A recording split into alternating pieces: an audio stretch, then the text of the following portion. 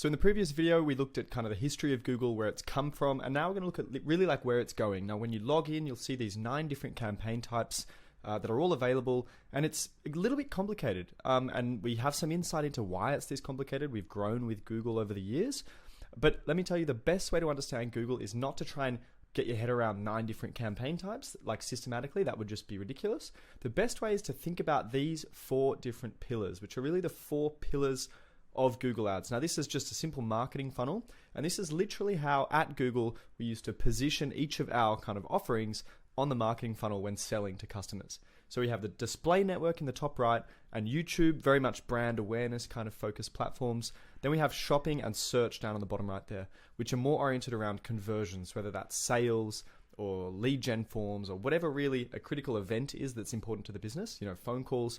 That's where we're thinking about search and shopping, whereas the other 2 are more about eyeballs, getting in front of people's eyeballs. So bringing it back to our campaign types, there are 4 of these guys that offer direct and controlled access to those 4 pillars. So it's simple to understand, search, display, shopping, and video. All the other ones really are sort of nice to have, way less frequently used in my experience I've found with my clients, both at Google and since leaving.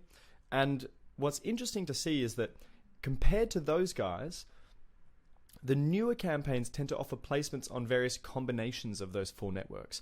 So Google's moving in a certain direction whereby all these kinds of campaigns are like combinations of search, display, shopping, and video, and they're basically offering automated ways to get across all of Google's networks with one simple campaign.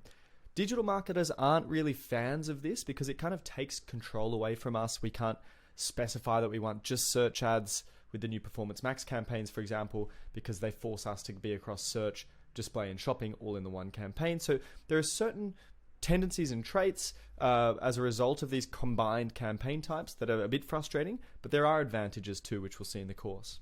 So the question is why is Google moving in this direction of offering campaigns that give us less and less control over which networks to serve our ads on? And the answer is very simple. Now, Google's ideal scenario is to have fully automated control over when and where to serve our ads. It's the most efficient outcome for them. Imagine if every advertiser just gave Google $1,000 a month and Google could allocate sales and essentially control the market more or less. That is the direction that they're moving in, and all the updates we're seeing within the platform are towards automation. Automated bid strategies, automated keyword match types, automated everything, essentially taking control away from advertisers. So a lot of our job is, and what we cover in the course, is how do we change Google's default settings, how do we remove some of the automation, make sure that we're actually in control of what's going on.